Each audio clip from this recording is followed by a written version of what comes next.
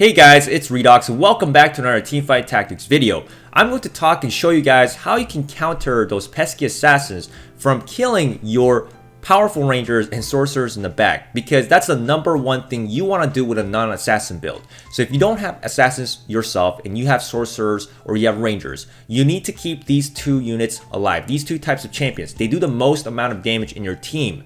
So if they die very early on in the round, you're going to end up losing. If assassins kill the squishies first, your tanks are not going to be able to do enough damage to these assassins and you're going to end up losing in most cases. And assassins are very strong, so it's critically important to understand how to avoid these fatal situations against your opponent's assassins.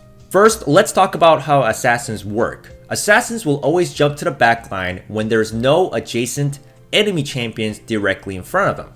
So what you will see your opponents doing is, if they have assassins, they'll either put them away from the front line, they'll put them in the mid line or the last row. So the assassins will almost always jump in every game because you can't put your tanks right next to their assassins. Now, if their assassins were in the front row, they would be right next to your tanks in the front line, so they will not jump. They'll actually attack your tanks first. But this is a bad way to position assassins. So most of your opponents, when they're playing assassins, they're not going to be putting them right in the front row, because the whole point of playing assassins is to be able to jump to the back and kill those squishies, kill those rangers and sorcerers before they become a problem. So know that your opponents will always try to position their assassins away from the front line, away from your tanks, and it's almost going to be a guaranteed jump on their side. So what can you do about this? Well, I'm going to show you guys an example here where my opponent positions his units perfectly against my 4 assassin build. I don't have 6 assassins in this video as I have other unit synergies going on, but basically I have 4 assassins on the board, and this is the way my opponent decided to position his units, and it worked out very well against me. He's got the Ashe all the way at the back. As you guys can see, the Ashe is the strongest champion in his build, plus he has glacials, so Ashe is very overpowered with the glacial stuns. With triple items, she's going to be doing tons of amount of damage. So he kept his most strongest champion all the way in the corner. That's where you want to put the strongest guy who deals the most damage in that spot. That's where that champion will stay. And then he's going to have his 3 other rangers, his Vayne, his Varus, and his Kindred in the next row. Now his Vayne has a Zeke's Herald, so the Vayne gives plus 10% attack speed to all the champions around it as well, so giving a nice attack boost to all his rangers. So he's positioning his Vayne perfectly here as well with his Zeke's Herald. You want to put that champion in the middle. So now let's take a look at the positioning of his tanks. So he's got his Leona right next to his Ashe, trying to keep his Ashe as safe as he can with that Leona. And then in the front line, he's got the main tanks with the Braum, Sejuani, and Volibear. So that's some great positioning he is doing here. Basically, he's putting all his strongest units at the back and all the tanks in the front. And ideally, if he can keep his Ashe alive, yes, if the Varus dies or the Kindred dies, it's not a huge problem. But his Ashe is tucked away so far away in the corner, it's going to be difficult for my assassins to jump on it.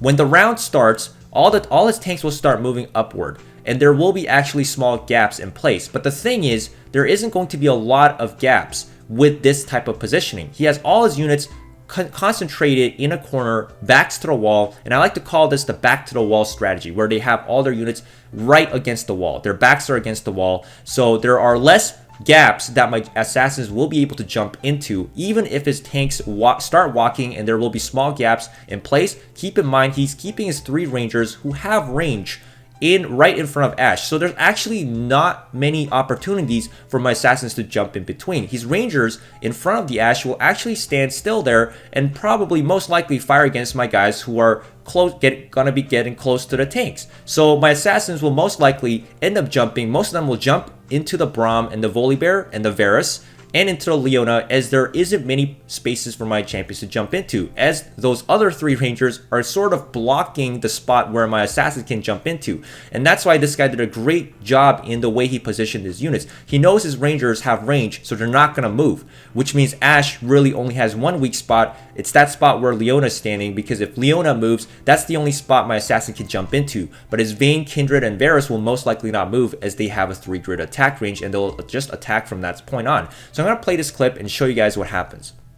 So let's play this clip here. I'm the guy who's playing the assassins. So I have 4 assassins on the board: Kha'Zix, Evelynn, Akali, and Katarina. As you guys see, that one open spot there with the Leona, Leona actually walked out forward because she's a melee champion, so she needs to get into a melee range to attack my guys, while his Vayne Varus and Kindred pretty much stayed on the same spot. So basically there was only one gap for one of my assassins to go in there. So Akali jumped into that one gap, but the Ashe and the Vayne is going to be doing tons of damage to my Akali here, and she's just going to get frozen because Ashe with a glacial build is very strong. One assassin won't be able to take out that Ashe. And my other assassins, there was no spot for them to jump them because Vayne and Kindred were taking those two spots right next to Ashe. So basically they had to jump right next to the tanks, which is ideally what you want. So my assassins had no other place to jump but right next to the Volibear and the Brahms. So that was some great positioning my opponent did, and this is exactly how you can play against assassins and counter them. So this is one of the best ways to position your non-assassin units to deal with those assassins and protect your carries in the back. Thanks for watching, guys, and I'll see you guys next time.